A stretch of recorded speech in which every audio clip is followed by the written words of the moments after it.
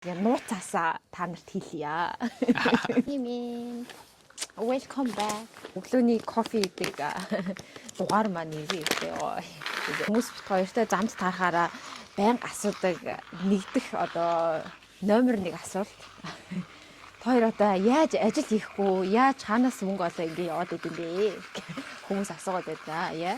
Yeah. Are you a rich guy? That's Yeah, why very rich. am I married to you? За тэгэхээр өөрөө бит хоёр одоо яаж хэрхэн мөнгө олж аялдаг тухайга хуваалцъя.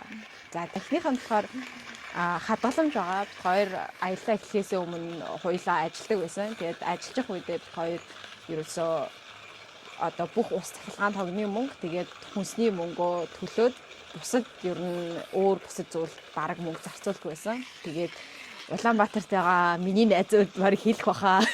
Нэг хоёр амар нарийн гар байсан гэх. Өвтгөн нь болохоор та харсан бах. Саяхан бит хоёр утасны дэлгэцний зурагны худалдаа гэх юм уу авч болохоор оруулсан байгаа. Дотроо 6 ширхэг зурагтай. Тэгээ нэг сет нь $3-аас эхэлж байгаа.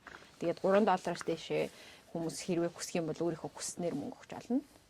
Гадаа л амар хүйтэн байна. This one is nice.